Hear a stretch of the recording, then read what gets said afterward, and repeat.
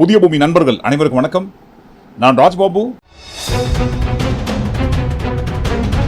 யாரோ இவருடைய ஆள் மனசுக்குள்ள போய் டாக்டர்னு இவரை நம்ப வச்சிருக்காங்கன்னு காமெடியில் சொல்லுவாங்க இல்லைங்களா, கிட்டத்தட்ட அந்த மாதிரி தான் பாருங்க. யாரோ இவரை எதையோ சொல்லி நம்ப வச்சு ஏமாத்திருக்காங்க. அது என்னன்றதான் பாருங்கள் இந்த காணொலிக்குள்ள ஒட்டுமொத்தமாக ஆதாரப்பூர்வமாக பார்க்க போகிறோம். அதற்கு முன்பாக நண்பர்கள் யார் யார் சப்ஸ்கிரைப் பண்ணாமல் இருக்கீங்களோ சப்ஸ்கிரைப் செய்து புதிய பூமிக்கு ஆதரவு தருமாறு கேட்டுக்கொண்டும் இந்த காணொலியை முழுமையாக பொறுமையாக பார்க்க வேண்டும் என்று அன்புடன் கேட்டுக்கொண்டும் இந்த காணொலிக்குள்ள போயிடுவோம். ஒரு கேள்விக்கு இன்னொரு கேள்வி பதிலாகாது. அதை விட பாருங்க, ஒரு கேள்வி கேட்கும்போது அதற்குண்டான பதிலை சொல்லாமல் சம்பந்தம் இல்லாமல் இன்னொரு கேள்வி எடுத்துகிட்டு வராங்க பார்த்தீங்களா, அது இருக்கிறதுலே ரொம்ப மோசம். நேற்று முதல் நாடகமன்றம் இது சினிமா ரீல்ஸ் தியேட்டரு கொட்டாய் இது சட்டமன்றம் டங்கு ஸ்லிப் ஆகிட்டே இருக்கு பாருங்க. சட்டமன்றத்தில் நேற்று முதல் என்னென்ன அக்கிரம அநியாயம் நடந்ததுன்னு எல்லாருக்குமே தெரியும். நம்ம எல்லாருமே பார்த்துருப்போம். நம்ம கூட இது குறித்து விரிவாக ஒரு காணொலி பதிவு பண்ணியிருந்தோம். அரசியல் கட்சிகள் பிரச்சார மேடையில் பொய் பேசி பார்த்துருப்போம். மக்களை ஏமாற்றி ஓட்டு வாங்கிறதுக்காக பொய்களை வாரி வீசி வாய்க்கு வந்த பொய்யெல்லாம் அடித்து தடத்தை பார்த்துருப்போம். ஆனால் பாருங்க, அதிகாரபூர்வமான தகவலை கொண்டு சேர்க்கிற சட்டமன்றத்துக்குள்ள, மக்கள் பிரச்சனையை குறித்து பேச வேண்டிய சட்டமன்றத்துக்குள்ள பொய் வாயத்திறந்தாலே பொய். அதுவும் பாருங்க, ஆதாரங்கள் கொட்டி இருக்கு, வேற எங்கேயும் இல்லைங்க, சட்டமன்ற குறிப்பேடிலேயே இருக்கு. பொய்ய பேசிதான் அவதூறு பரப்பி தான் எங்க கூட்டத்தை ஏமாத்தி தான் ஆட்சிக்கு வந்தோன்ட்டு மணிக்கு ஒரு முறைன்னு சொல்லுவாங்க இல்லையா, நொடிக்கு ஒரு முறை நிரூபிச்சுக்கிறாங்க. உதாரணத்திற்கு தேசிய கீதம் 2 முறை பாடியதை குறித்து கேள்வி எழுப்புறாங்க. சட்டமன்றத்திற்கென்று இருக்கிற மரபை எதுக்காக மீறினீங்க? பொதுவாக இந்த அவையில் இருக்கக்கூடிய மரபு கடந்த ஆட்சி காலங்களில் தமிழ் தாய் வாழ்த்து ஒரு முறையும், நிகழ்ச்சி முடிஞ்சோடனே தேசிய கீதம் ஒரு முறையும் தான் பாடப்பட்டு நிகழ்ச்சிகள் முடியும். ஆனால் இந்த முறை நாங்கள் கேட்பது, ஏன் 2 முறை தேசிய கீதம் பாடப்பட்டது அப்படிங்கிறது மட்டும்தான் எங்களுடைய கேள்வி. அப்புறம் தமிழ் தாய் வாழ்த்தையும் 2 முறை நீங்கள் பாட சொல்லி உங்களுடைய ஆளுநர்கிட்ட நீங்கள் ஒரு கோரிக்கை வச்சிருந்திருக்கலாம். அது இங்கே பேசும்போது உறுப்பினர்கள்லாம் ஆளுநர் அவ்வளோ மகிழ்ச்சியாக இருக்கிறாங்கன்னு சொல்லி, ஆளுநரை விட நீங்கள்லாம் ரொம்ப மகிழ்ச்சியாக இருக்கிறீங்க, தமிழ் தாய் வாழ்த்தை ஆளுநர் முன்னாடி நாங்கள் பாடி காட்டிட்டோம் அப்படின்னு பெருமை பொங்கி இங்கே எல்லாம் பேசிக்கிட்டு இருக்கிறீங்க. நீங்கள் சொல்றதை பார்த்தா தமிழ் தாய் வாழ்த்தை விட ஆளுநர் தான் உங்களுக்கு முக்கியம் அப்படிங்கிற எண்ணம் எங்களுக்கு ஏற்படுது, மக்களுக்கும் ஏற்பட்டுக்கிட்டு இருக்கு. இந்த மரபு எதற்காக மீறப்பட்டது, யாருக்காக மீறப்பட்டது, யார் சொல்லி மீறப்பட்டது, எதற்காக 2 முறை தேசிய கீதம் யாருக்காக பாடப்பட்டதுன்னு தான் பாருங்க அந்த இடத்துல கேள்வி. கேட்கிற கேள்விக்கு பதில் சொல்லாம, இல்லைங்க எங்களுக்கு மேலிடத்து உத்தரவு, எந்த மேலிடம்னு சொல்ல மாட்டாங்க, எதை கேட்டாலும் மேலிட உத்தரவுன்றாங்க. யார் மேலிடம் எந்த மேலிடம்னு தெரியாது. சரி, மேலிட உத்தரவு, மேலிடத்துலேருந்து உத்தரவு வந்ததுங்க, நாங்கள் அதனால பாடிட்டோம் அப்படின்னு சொல்லியிருந்தா கூட பரவாயில்ல, யார் அந்த மேலிடம்னு அப்புறமா கண்டுபிடிச்சிக்கலாம். ஆனால் பாருங்க, சம்பந்தம் இல்லாமல் வழக்கம் போல ஆதவ அர்ஜுனா அவர்கள் எந்திரிச்சு, நாங்கள் யார் தெரியுமா, வரலாற்று சிறப்பு மிக்க நாயகர்கள், எப்படிங்க அச்சீவ் பண்ணியிருக்கோம் அங்கே சட்டமன்றத்தில். என்ன அச்சீவ் பண்ணீங்க? முதல் முறையாக இந்த சட்டமன்றத்தில் ஆளுநருக்கு முன்பாக தமிழ் தாய் வாழ்த்து பாடப்பட்டது. கடந்த 3-4 வருடங்களாக தமிழ் தாய் வாழ்த்து இங்க பாடப்படல. ஆளுநரை எதிர்த்தீர்கள், வெளிநடப்பு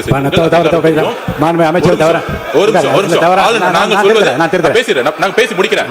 வரலாற்று சிறப்புமிக்க சாதனை நாங்கள் நிகழ்த்தி இருக்கிறோம். இது எவ்வளவு பெரிய சாதனை. சபாநாயகர் அவர்கள் குறுக்கிட்டு, இல்லைங்க இருங்க, தமிழ் தாய் வாழ்த்து பாடப்பட்டது. ஆளுநர் முன்பு ஆளுநர் முன்பு மாண்புமிகு அமைச்சர் அவர்கள் தமிழ் தாய் வாழ்த்து பாடப்பட்டது. இல்ல நான் கருத்து என்னன்னா, ஆளுநர் முன்பு பாடப்பட்டது கிடையாது, அதுதான் நான் சொல்ல வரேன். ஆளுநர் முன்பு பாடப்பட்டது கிடையாது, அதுதான் நான் சொல்ல வரேன். நான் பேசிடுறேன்.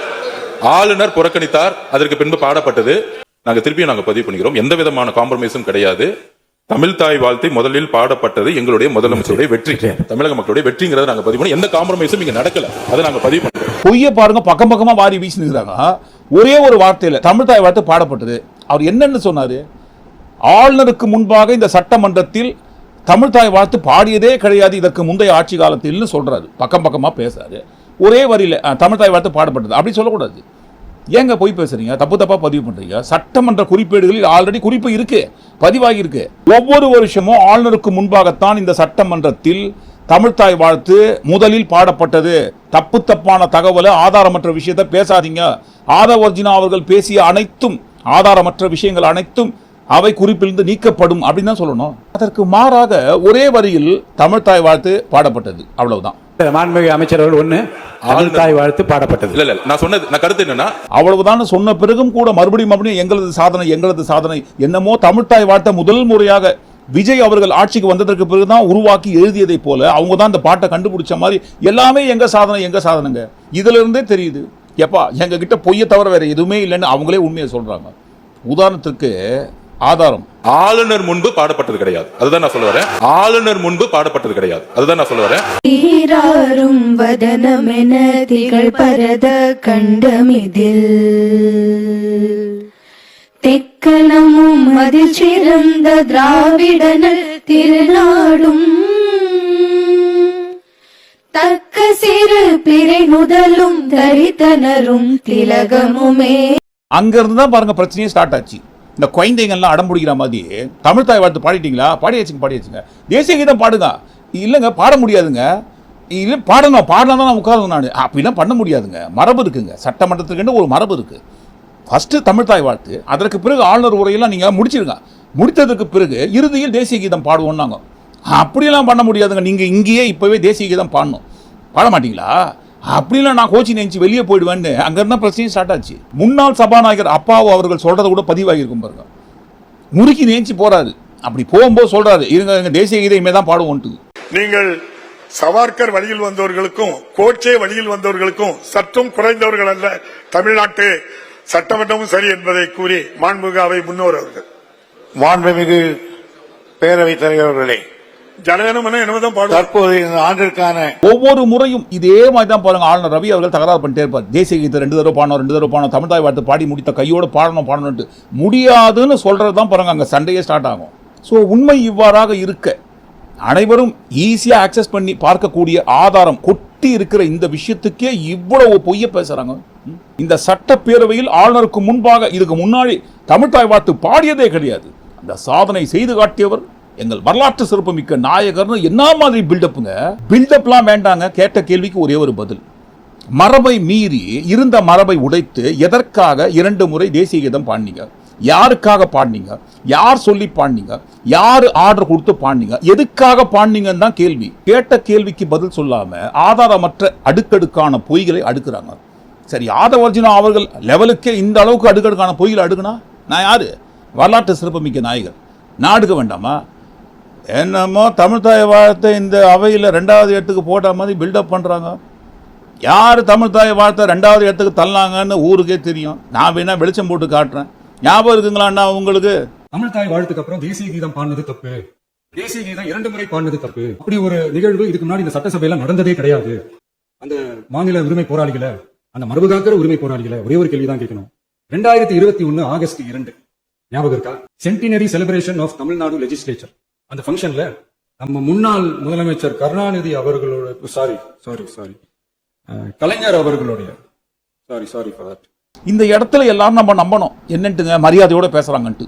கருணாநிதினு சொல்லணும், சொல்லிட்டு சொன்ன கையோட சாரி சொல்லணும், சாரி சொல்லிட்டு கலைஞர்னு மாற்றணும், மரியாதை கொடுக்குற மாதிரி பண்ணணுன்ட்டு ஸ்கிரிப்ட்ல எதுவும் எழுதலைங்க. தானாதான் பாருங்க டங்கு ஸ்லிப் ஆகி அதற்கு பிறகு மரியாதையோட பேசுறாருன்னு நம்பலாம். பிரச்சனை அது கிடையாது. இப்போ அந்த இடத்துல சொன்னாரு பாத்தீங்களா, தமிழ்த்தாய் வாழ்த்தை யார் 2வது இடத்துக்கு தள்ளியது? கலைஞர் அவர்களுடைய புகைப்படத்தை மாண்புமிகு குடியரசுத் தலைவர் திறந்து வைக்கிற ஒரு ஃபங்க்ஷன். அந்த ஃபங்க்ஷன்ல நேஷனல் ஆந்தம் ஃபாலோட் பை தமிழ்த்தாய் வாழ்த்து அப்படின்னு அறிவிச்சது ஞாபகம் இருக்கா?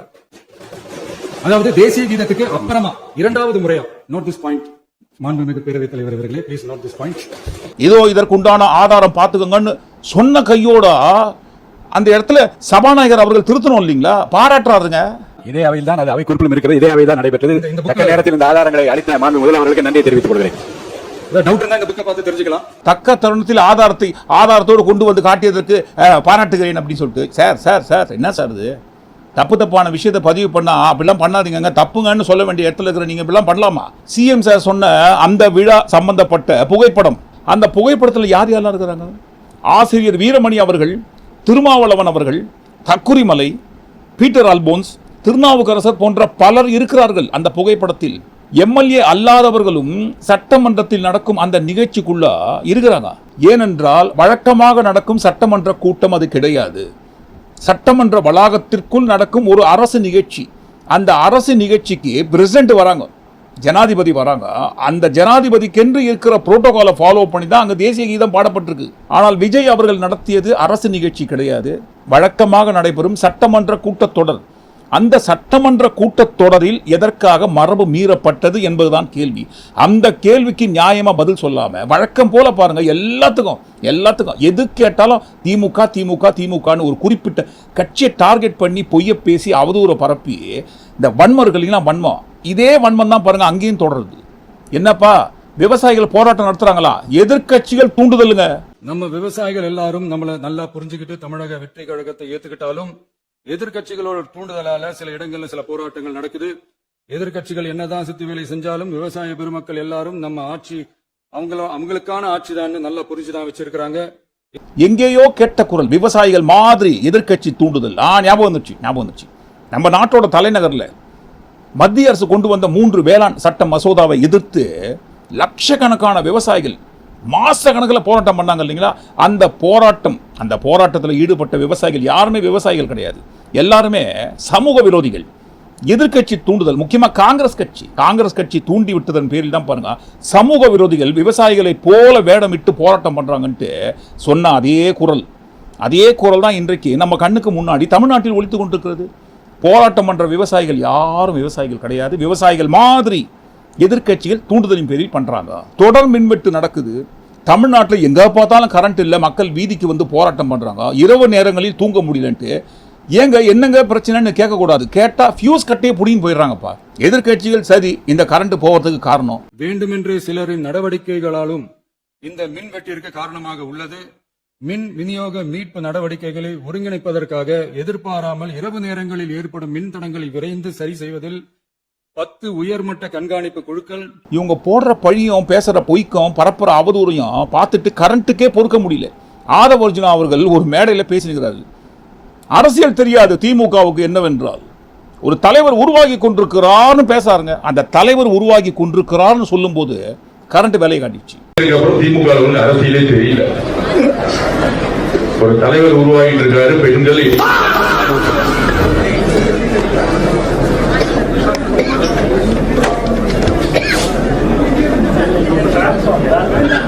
இதுதான் சார் மின்வெட்டு, கரண்ட் கட்டுன்ட்டு. அந்த கரண்டே பாருங்க கண்ணால காட்டியிருக்கு. கரண்ட் எப்படி கட்டாதுன்னு கேட்குறீங்க பார்த்தீங்களா? உங்க இடத்துல இப்படி தான் கரண்ட் கட் ஆகுதுன்ட்டு கரண்ட்டை கட் பண்ணி கரண்டே கண்ணால காட்டிக்குங்க. கரண்ட் போயிட்டு 2 மணி நேரம் பொறுத்து வருதுங்களே, அதுவாது ஒழுங்கா இருக்குங்களா? எஜே சூர்யா சொல்லுவார் இல்லைங்களா, வந்தான் சுட்டான் செத்தான் ரிப்பீட், வந்தான் செத்தான் சுட்டான் ரிப்பீட், வந்தான் செத்தான் சுட்டான் ரிப்பீட், வந்தான் செத்தான் சுட்டான் ரிப்பீட். இதே மாதிரி தான் பாருங்க தலைவரே முடியல தலைவரே, கரண்ட் போகுது வருது. கரண்ட் ஒழுங்கா கொடுங்களேங்க, என்னதாங்க பிரச்சனைன்னு கேட்டா ஃபியூஸ் கட்டே திடீர்னு போயிடுறாங்க. மின்சாரத்துறையில இதற்கு முந்தைய ஆட்சி காலத்தில் ஒழுங்கான கட்டமைப்பு இல்லை, மின் ஊழியர்கள் இல்லை, வயரு சரியில்லை, பல்பு சரியில்லை, காப்பர் இல்லை, டிரான்ஸ்ஃபார்ம் இல்லை, ஃபியூஸ் கட்டை இல்லை, என்னென்னமோ உருட்டுன்ட்டு சட்டமன்றத்திலே உருட்டுறாங்க. சீரான மின்சாரம் வழங்க முடியாததை குறித்து இந்த உருட்டுறாங்களே. இப்போ மற்றவங்களை விடுங்க, இவங்களுக்கு ஓட்டு போட்டாங்க இல்லைங்களா, ஆதரவு கொடுத்துருக்காங்க இல்லைங்களா, அந்த கூட்டத்தில் கொஞ்சமாவது யாருக்காவது இத்தினோண்டு அடிப்படை இது இருந்ததுன்னா யோசிப்பாங்க இல்லைங்களா, என்னப்பா இது கரண்ட் பிரச்சனை குறித்து கேள்வி கேட்டால் என்னென்னமோ சொல்கிறாங்க. மின்சாரத்துறையில் கட்டமைப்பு இல்லைன்றாங்க, கடன் வாங்கி வச்சுட்டு போயிட்டாங்கன்றாங்க, ஊழியர் பற்றாக்குறைன்னு சொல்கிறாங்க, என்னென்னமோ சொல்கிறாங்களே. இதற்கு முன்பாக இவ்வளவு பிரச்சனை இருக்கும்போது, இந்த துறைக்குள்ள இவ்வளவு பிரச்சனை இருந்த சமயத்தில் கூட எந்த ஒரு பிரச்சனை இல்லாமல் கடந்த 8 ஆண்டு காலங்களில் சீரான மின்சாரம் வழங்கி கொண்டிருந்தார்களே இதற்கு முந்தைய ஆட்சியாளர்கள். இப்போ இன்னும் இவங்க இல்லாத டிசைன் உருட்டுறாங்கன்ட்டு கொஞ்சமாவது பாருங்க அடிப்படை இருந்ததுதான் யோசிப்பாங்க இல்லைங்களா? கண்டிப்பா யோசிப்பாங்க. அப்படி யோசனை வரணும்னு நினைக்கிற அந்த இடத்துல தான் டக்குன்னு பாருங்க, இதுக்கெல்லாம் காரணம் திமுக. கரண்ட் அவங்க தான் கட் பண்றாங்க, ஆள் வச்சு ஃபியூஸ் கட்டையை புடின்னு போறாங்கன்னு ஒரு உருட்டு. வேண்டுமென்று சிலரின் நடவடிக்கைகளாலும் இந்த மின்வெட்டிற்கு காரணமாக உள்ளது. சரி, அதையும் மீறி யாராவது யோசிக்கக்கூடிய சிந்திக்கிற இடத்துக்கு வந்துட்டாங்கன்னா உடனே பாருங்க அந்த இடத்துல குட்டி கதை வந்துடும், அப்பாவை காணணும்னு கத்த ஆரம்பிச்சிருவாரு. அந்த குட்டி கதையும் ஒருவேளை செல்ஃப் எடுக்காம போயிடுச்சுன்னா இருக்கவே இருக்கு ஆக்ஷன் நீங்க பண்ணலாம் சார் தாராளமா.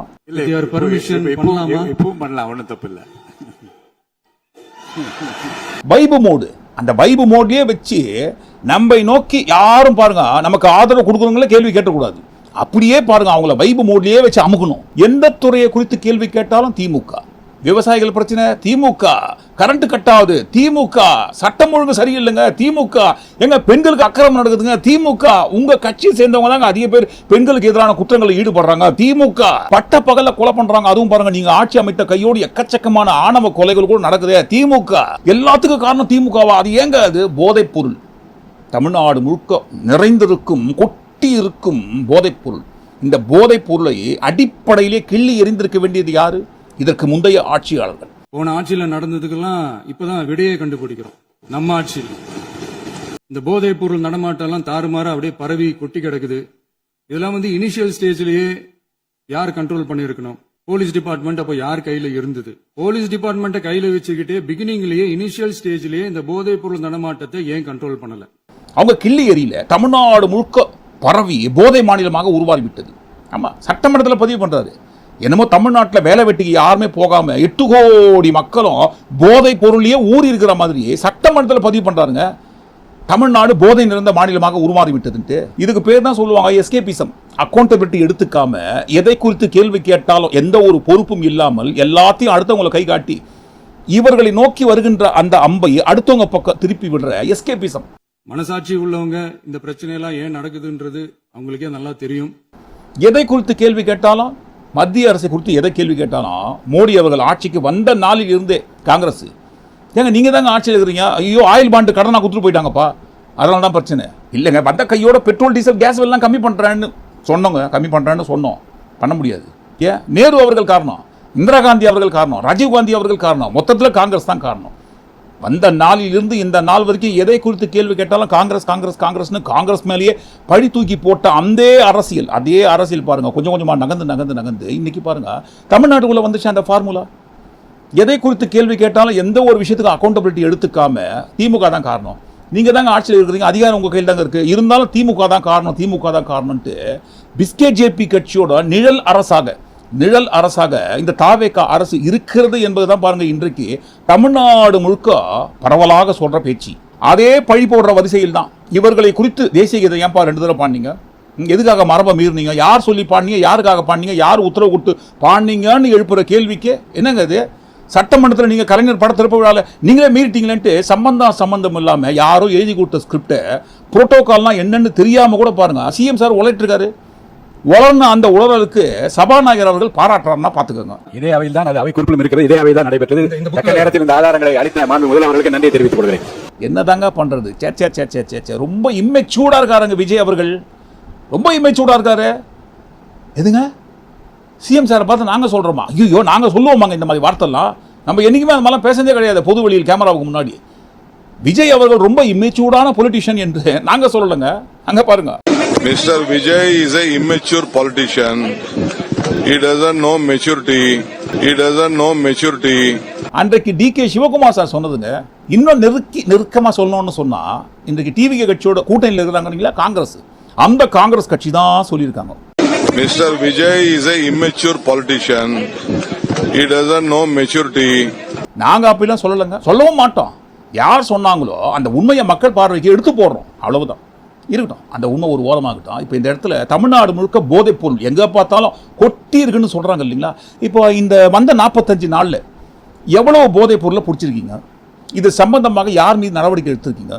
எவ்வளோ பேர் கைது பண்ணியிருக்காங்க? முக்கியமாக பாருங்க, எத்தனை டன்னு போதைப் பொருள் தமிழ்நாட்டில் பிடிபட்டது, எவ்வளவு எடுத்திருக்கீங்க அப்படின்னு கணக்கை காட்டிடுங்க. ஏன்னா போகிற போக்கில் குஜராத்தில் முந்திரா போர்ட்டில் டன்னு கணக்கு வழக்கு இல்லாம டன்னு கணக்குல போதைப் பொருளை எடுத்தாங்க இல்லைங்களா? அந்த மாதிரி எங்க தமிழ்நாட்டில் துறைமுகத்தில் எங்க டன்னு கணக்குல போதைப் பொருளை எடுத்துருக்கீங்களா? ஏன்னா பாருங்க தமிழ்நாடு முழுக்க எங்க பார்த்தாலும் போதைப் பொருள் மண்டி இருக்கு, கொட்டி இருக்கு, பரவி இருக்குன்னு சொல்லும் போது அப்போ டன்னு கணக்குல எல்லாத்தையும் தமிழ்நாட்டில் ஒழிஞ்சிருக்கணுமே போதைப் பொருள். அந்த டன்னு கணக்கான போதைப் பொருள் இருக்கிற காரணத்தினால்தான் குற்றங்கள் அதிகமாக நடக்குது. பெண்களுக்கு எதிரான பாலியல் வன்கொடுமைகள் அளவுக்கு அதிகமாக அரங்கேறுகிறது. இதுக்கெல்லாம் காரணம் போதைப் பொருள். தமிழ்நாடு முழுக்க போதைப் பொருள். நமது இந்தியாவிலேயே பாருங்க, தமிழ்நாடு தான் போதை நிறைந்த மாநிலத்தை போல சட்டமன்றத்தில் ப்ரொஜெக்ட் பண்றீங்க இல்லைங்களா? தமிழ்நாடு மோசமான ஒரு சூழ்நிலையில் இருப்பதை போல. சரி, எவ்வளவு டன்னு போதைப் பொருள் இது வரைக்கும் தாவேகா அரசு அமைத்த கையோட பிடிபட்டிருக்கு, எடுத்திருக்கீங்க? கணக்கு எடுத்து போட்டுருங்க. கணக்கு இருக்குங்களா? எடுத்து போட முடியுமா? இதை குறித்து தான் கேள்வி கேட்டாங்க வரிசையா. இந்த போதைப் பொருளாக இருக்கட்டும், சட்டம் ஒழுங்கு பிரச்சனையாக இருக்கட்டும், பெண்களுக்கு எதிரான குற்றங்களாக இருக்கட்டும், மின்வெட்டை குறித்து, விவசாயிகள் பிரச்சனை குறித்து, இதை குறித்து தான் கேள்வி கேட்டு வாயத்திறங்க சிஎம் சார்னு சொன்னார். ஆனால் பாருங்க, வாயத்திறங்க சிஎம் சார்னு சொன்னாங்க. ஆனால் வாயை திறந்தாலே 5 நிமிஷம் நான் பேசுறதுக்கே குளத்தூர் என்ன கதியாச்சுன்னு தெரியுமான்ட்டு சம்பந்தம் இல்லாமல் பேசி இவரது ரசிகர்களுக்கு வைபு மூட ஏற்றி இவரை நோக்கி வருகின்ற கேள்வியை அப்படியே மறைமாத்துறாரு. எப்ப பார்த்தாலும் எதை குறித்து கேள்வி கேட்டாலும் போதை போதை போதை, தமிழ்நாடு முழுக்க ஏதோ போதையிலேயே ஊறி போன மாநிலத்தை போல எதை கேளுங்க போதை போதைன்னு சொல்றாங்க இல்லைங்களா? இப்போ அந்த மாதிரி அந்த வகையை வச்சு பார்க்கும்போது உங்க கட்சிக்குள்ளவே கஞ்சா கடத்துறவங்க இருக்காங்களே, சந்திரகாண்டிமன் என்பவர் கிலோ கணக்கில் கஞ்சாவை கடத்தி சிறைக்குள்ள போயிட்டு கண்டிஷன் பெயில வெளியே வந்த கையோடு தான் பாருங்க டிவிகே கட்சியில எம்எல்ஏ வேட்பாளராக நிற்பதற்கு சீட்டு கொடுக்குறாங்க. இது போற போக்கில் எதிர்கட்சிகள் முக்கியமா பாருங்க, திமுக சொன்னதெல்லாம் கிடையாதுங்க, பத்திரிகையில வந்திருக்கு, பத்திரிகை ஆதாரபூர்வமாக. எதற்காக பத்திரிகை செய்தின்னு அழுத்தி சொல்றோம்னா, சட்டமன்றத்தில் பத்திரிகை செய்தி தான் பெரிய அளவில் பேசப்பட்டது. சிஎம் சார் சொன்னாரு, தந்தி பேப்பர்லாம் எங்களை பத்தி ரொம்ப பெருமையா எழுதியிருக்காங்க. பாரம்பரியமான தினத்தந்தி பத்திரிகை ஊழலின் ஊற்றுக்கண் அடைக்கப்படுகிறதுன்னு 16/6/2026 அன்னைக்கு ஒரு தலையங்கமே எழுதியிருக்கு. ஒரு தவறு செய்தால் அது தெரிந்து செய்தால் அவன் தேவன் என்றாலும் விடமாட்டேன் என்று எம்ஜிஆர் அன்று பாடினார். அதை இன்று விஜய் செயலில் காட்டுகிறார்னு அந்த எடிட்டோரியல்ல எழுதியிருக்கு. அவங்களுக்கு வாழ்த்துக்கள்னா அப்படின்னு சொல்லிட்டு. அப்படிங்களா சார்? இந்த பேப்பர் பார்த்தீங்களா? டைம்ஸ் ஆஃப் இந்தியா எழுதியிருக்கு. நேஷனல் அளவில் ஹெட்லைனே போயிருக்குது, வரலாறு பார்க்காத தமிழ்நாடு. என்னப்பா ஏதாவது வரலாறு நாங்கள் படைச்சிட்டோமா எங்களுக்கு தெரியாம? வந்திருக்கா அது சம்பந்தமா? ஆமாமா வந்திருக்கு. தாவேகா அரசு அமைத்த கையோடு வரலாறு படைத்த தமிழ்நாடு. இதுவரை தமிழ்நாட்டில் இல்லாத அளவுக்கு 24 மணி நேரத்தில் 12 பாலியல் வன்கொடுமைகள் நடந்திருக்கு. 24 மணி நேரத்தில் தமிழ்நாட்டில் நடந்த இந்த பாலியல் வன்கொடுமைகளில் 7 பேர் சிறுமிகள், ஒருவர் மனநிலை சரியில்லாதவர், இன்னொரு குழந்தை 3 வயசு குழந்தை இறந்து போயிடுறாங்க. இது வரலாறு பார்க்காத சம்பவம்னு டைம்ஸ் ஆஃப் இந்தியாவில் நேஷனல் ஹெட்லைன் வந்திருக்கு சார், பேப்பரில் வந்திருக்கு சார். அதுவும் பாருங்க, நாடு முழுக்க படிக்கிற இங்கிலீஷ் பேப்பரில் வந்திருக்கு. ஏன்னா பேப்பரில் எங்களை பற்றி போட்டிருக்குன்னா பெருமையா அப்படின்னு சொல்லும்போது இன்னொரு பேப்பரில் இந்த மாதிரி எழுதியிருக்காங்களே, அதுவும் நாடு முழுக்க படிக்கிற இங்கிலீஷ் பேப்பரில். அதே சாதனை வரிசையில் இன்னொரு சாதனை. என்னப்பா எங்களுக்கு தெரியாமல் மறுபடியும் நாங்கள் ஏதாவது சாதனை பண்ணிட்டோமா? பண்ணிருக்கீங்களாமே, பேப்பரில் போட்டிருக்காங்களே. தமிழ்நாட்டில் இருக்கிற கட்சிகளில் இப்போதைக்கு அதிகமான கிரிமினல் கேஸ் யார் மேல இருக்குன்னு சொன்னா டிவிகே கட்சி எம்எல்ஏக்கள் மீது, டிவிகே கட்சிக்குள்ள நின்ன கேண்டிடேட்ஸ் மீது. அதுவும் பாருங்க, இப்போது வெற்றி பெற்ற அந்த 107 எம்எல்ஏக்களில் 19 எம்எல்ஏக்கள் மீது அதிகப்படியான சீரியஸ் கிரைம் கேஸ் இருக்கு. நாங்க சொல்லலங்க, நம்ம சிஎம் சார் பாராட்டினார் இல்லைங்களா பத்திரிகையில வந்த செய்தி குறித்து. அதே மாதிரி இன்னொரு பத்திரிகையில, அதுவும் பாருங்க நாடு முழுக்க படிக்கிற இங்கிலீஷ் பேப்பர்ல, இன்னொரு இங்கிலீஷ் பேப்பர்ல தெளிவா போட்டிருக்காங்களே. அப்படிலாம் கிடையாதுங்க. பத்திரிகையில் வந்த இந்த செய்தியெல்லாம் பார்த்தீங்க, போய் ஏங்க உங்களை குறித்து பெருமையாக எழுதுனாங்கன்னா அந்த பத்திரிகை பாராட்டுவீங்க, அந்த செய்தி மட்டும் உண்மை, எல்லாரும் நம்பணுன்றதுக்காக நீங்கள் பாராட்டி பில்டப் பண்ணிப்பீங்க. இதே உங்களை குறித்து உங்களுக்கு எதிராக உண்மையை எடுத்து போட்டால் அந்த பத்திரிகை பொய்யா? ஆமாம் பொய் தாங்க. அப்படிலாம் கிடையாதுங்க. 24 மணி நேரத்தில் தமிழ்நாட்டில் வரலாறு பார்க்காத அளவுக்கு உண்டான 12 பாலியல் வன்கொடுமைகள் நடந்திருக்குன்னு டைம்ஸ் ஆஃப் இந்தியா வெளியிட்ட அந்த செய்தி பொய் தாங்க. ஏடிஆர் வெளியிட்ட தகவலின் அடிப்படையில் இப்ப இருக்கிற தமிழ்நாட்டில் இருக்கிற அனைத்து கட்சிகளில் உள்ள கிரிமினல்ஸை காட்டிலும் அதிகமான குற்ற பின்னணி கொண்ட எம்எல்ஏக்கள் டிவிகே கட்சிக்குள்ள தான் இருக்கிறாங்கன்னு எழுதின அந்த பத்திரிகை பொய்யின்ட்டு சட்டமன்றத்தில் அதிகாரப்பூர்வமாக மறுப்பு தெரிவிச்சிருக்க வேண்டியதானே? இதை குறித்து தான் எதிர்கட்சி கேட்டாங்க. என்னங்க வரலாறு பார்க்காத அளவுக்கு தமிழ்நாட்டில் இப்பேற்பட்ட அநியாய அக்கிரம பெண்களுக்கு எதிராக நடக்குது, பேசுங்க சார் அப்படின்னு சொல்லிட்டு அதை குறித்து கேள்வி கேட்டா, பேசினா என்ன ஆகுன்னு குளத்தூரே சாட்சின்னு சம்பந்தம் இல்லாம பேசினா எதிர்க்க இருக்கிறவங்களுக்கு வெறி ஏறதானே செய்யும். பர்பஸா வாண்டடா திட்டம் போட்டு எதிர்க்க இருக்கிறவங்கள ப்ரொவோக் பண்ணணும் அப்படின்ற ஒரு நோக்கத்துக்காகவே வந்திருக்காருன்றது அவரே தான் சொன்னாரு. அவங்க இருக்கும்போதே ஒரு ஆக்ஷன் காட்டணும்னு நினைச்சேன், ஆனா அவங்க எல்லாருமே எந்திரிச்சு போயிட்டாங்க. உங்க பர்மிஷனோட ஒரு ஆக்ஷன் காட்டிக்கிட்டுமான்னு கேட்டே பர்மிஷன் வாங்கி கேட்டு ஆக்ஷன் காட்டுறது. அப்ப திட்டம் போட்டே தான் எதிர்க்க இருக்கிறவங்கள ப்ரொவோக் பண்ணணுன்ற நோக்கத்துக்காக வந்திருக்காரு. அவங்க இருந்திருந்தா ஒரு ஆக்ஷன் பண்ணணும்னு எனக்கு தோணுச்சு. எல்லாரும் போயிட்டாங்க. இல்ல பர்மிஷன் பண்ணலாமா? இப்பவும் பண்ணலாம், ஒன்றும் தப்பு இல்லை. நீங்க ஒரு நோக்கத்தோட வந்து அப்பாவை காணோம்னு பர்சனலா அட்டாக் பண்ணி ஸ்டாலின் அவர்கள் காட்டின ஆக்ஷனை மறுபடியும் நீங்க காப்பி பண்ணி வெறுப்பேற்றுற மாதிரி நோக்கத்தோட வந்தீங்க. கடைசியில் பாருங்க அது உங்களுக்கு பேக் ஃபயர் ஆயிடுச்சு. நீங்க அப்பாவை காணோம்னு கிண்டல் பண்ணீங்க பர்சனலா, உங்களை பாருங்க பர்சனலா எதிர்கட்சி தலைவர் கிண்டல் பண்ணிட்டாரு. கணவனை காணோன்னு செங்கல்பட்டுல ஒரு பெண் தேடுகின்ற கதெல்லாம் கூட எங்களுக்கு தெரியும். ஸ்கோர் பண்ணலாம் அப்படின்ற ஒரு எண்ணத்தோட வந்து பர்சனல் அட்டாக்ல இறங்கி விதவிதமான ஆக்ஷனை காட்டி வெறுப்பேற்றது எல்லாமே பாருங்க இவருக்கு எதிராக திரும்புது. சிஎம் பண்ற வேலையா இது? சட்டமன்றத்தில் மக்கள் பிரச்சனை பேச வேண்டிய அந்த இடத்துல பர்சனல் அட்டாக் பண்றாரே. ஏதோ ஒரு சொந்த பழியை தீர்த்து கொள்ள வேண்டும் என்கின்ற ஒரு வெறி உணர்ச்சி அவர்கிட்ட இருக்கிறத அம்பலப்படுத ஓப்பனா பார்க்க முடியுதே. மக்கள் பிரச்சனையை விட அவருக்கு இருக்கிற ஏதோ ஒரு சொந்த தனிப்பட்ட வெறியை தீர்த்து கொள்ற அந்த வெறி அவர் முகத்துல தெரியுதே. இது சரியில்லையே அப்படின்னு பரவலாக தமிழ்நாடு முழுக்க மக்கள் பேசியதை அடுத்து டக்குன்னு பாருங்க, இதை மடைமாற்றம் செய்வதற்காக சட்டமன்றத்தில் இவங்க அடைந்த அந்த ஃபெயிலியரை மாற்றத்துக்காக தாய்மாமன் தங்க மோதிர திட்டம் என்ன பாருங்க, சிஎம் அவர்கள் நலத்திட்டத்தை குறித்து ஏதாவது சொல்லுவார்னு பார்த்தா, கொடுத்த வாக்குறுதி நிறைவேற்றுவது சம்பந்தமாக ஏதாவது பேசுவார்னு பார்த்தா, எப்ப பார்த்தாலும் ஒரு குறிப்பிட்ட கட்சியை திட்டினுகிறாரு நல்லா இல்லையேன்ட்டு கேள்விக்கு மேல கேள்வி கேட்டதை அடுத்துதான் பாருங்க அந்த கேள்வி மாற்றத்துக்காக தாய்மாமன் தங்க மோதிர திட்டம். இந்த மோதிர திட்டம் கொண்டு வரும்போது கூட பாருங்க, அரசாங்க மருத்துவமனையில் பிறக்கின்ற குழந்தைகளுக்கு தங்க மோதிரம். அப்படி போடுற அந்த தங்க மோதிரம் கூட எல்லா குழந்தைகளுக்கும் கிடையாது. தமிழ்நாட்டில் யார் நிரந்தரமாக தங்கியிருக்காங்களோ அவங்க டாக்குமெண்ட் எல்லாம் வெரிஃபை பண்ணிட்டு தான் அரசாங்க மருத்துவமனைகளில் பிறக்கின்ற குழந்தைக்கு தங்க மோதிரம் போடுவோம்னு அறிவிக்கிறாங்க. ஆனால் இதற்கு முன்பாக வாக்குறுதி கொடுக்கும்போது வாக்குறுதி புத்தகத்தில் அரசு மருத்துவமனையில் பிறக்கும் குழந்தைகளுக்குன்னு போட்டாங்க. ஆனா பாருங்க, மேடையில பேசும்போது வாக்குகளை அறுவடை செய்வதற்காக அனைவருக்கும் தான் சொல்லியிருக்காரு. தமிழ்நாட்டில் பிறக்கும்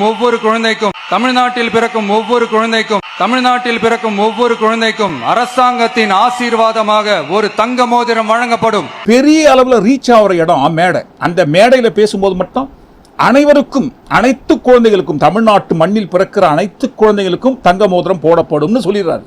ஆனா பாருங்க, புத்தகம், இந்த மேனிஃபெஸ்டோ புத்தகம் ரிலீஸ் பண்ணும்போது யாருக்கும் தெரியாம அரசு மருத்துவமனையில் பிறக்கும் குழந்தைகளுக்கு மோதிரம் போடப்படும். வாயை திறந்தாலே பொய், பரப்பதெல்லாம் அவதூறு, பண்றதெல்லாம் மோசடி. நாங்க சொல்லுங்க, மக்கள் சொல்றாங்க. கொடுக்கிற வாக்குறுதி ஒண்ணு, ஆனா பாருங்க நிறைவேற்றும் போது மாத்திர வாக்குறுதி வேறொன்று இருக்கட்டும். அது இருக்கட்டும். இப்போ இதுக்கெல்லாம் காசு எங்கிருந்து வந்ததுங்க? ஏன்னா அரசு கஜானா காலி ஆயிடுச்சு. இதுக்கு முன்னாடி ஆட்சி பண்ணவங்க தொடச்சி வைசி வாரி கழுவி எடுத்துட்டு போயிட்டாங்க. அப்படி இருக்கும்போது ஒண்ணுமே இல்லாத காலியாக இருக்கிற இந்த கஜானாக்குள்ள இருந்து காசு எடுத்து கொடுக்கறதுக்கு எப்படிங்க வந்தது காசு மோதிரத்துக்கு? ஏதாவது சொந்தமா உழைச்சி கஷ்டப்பட்டு மூட்டை தூக்கி வேர்வையை சிந்தி சேர்த்து வச்ச காசை லாக்கர்ல இருந்து எடுத்துன்னு வந்து கொட்டி மோதிரம் போடுறமான்ட்டு கேட்பாங்க இல்லைங்களா மக்கள்? இப்போ மக்கள் பணத்துல இருந்து கொடுப்பேன்னு சொல்லல, ஏன் பணம், நான் ஏன் பணத்தை தரேன், மக்கள் பணம் எனக்கு தேவையே கிடையாதுன்னு அவரு. ஏன்னா எதை கேட்டாலும் வெள்ளை அறிக்கை கொடுக்குறேன்னு சொல்றீங்க இல்லைங்க. நிதித்துறையை குறித்து வெள்ளை அறிக்கை கொடுத்தாச்சு, அடுத்து 2 நாள் வெயிட் பண்ணுங்க. மின்சாரத்துறையில் இருக்கிற பிரச்சனை குறித்து வெள்ளை அறிக்கை கொடுக்குறோன்னு சொல்றாங்க இல்லைங்களா? தமிழ்நாட்டில் இருக்கிற எல்லா துறையில் இருக்கிற பிரச்சனை குறித்து வெள்ளை அறிக்கை கொடுங்க. அதுக்கு முன்னாடி கஜானா காலின்னு சொல்லிட்டு இந்த மாதிரி திட்டங்கள்லாம் நிறைவேற்றுவதற்கு காசு எங்கிருந்து வந்ததுன்ற ஒரு வெள்ளை அறிக்கையை வெள்ளையா கொடுத்துருங்க. இந்த காணொலிக்குள்ள வந்த விஷயங்கள் எல்லாத்தையும் ஒட்டு மொத்தமா கூட்டி கழிச்சு வாயை திறந்தாலே பொய்யா பேசுற அந்த பொய்யை தவிர வேற எதுவுமே இல்லாத இந்த பொய்யை குறித்து நீங்க என்ன நினைக்கிறீங்கன்னு கண்டிப்பாக தவறாம உங்க கருத்துல பதிவு பண்ணுங்க. மீண்டும் நாளை காணொலியில் நாம் சந்திப்போம். நன்றி, வணக்கம்.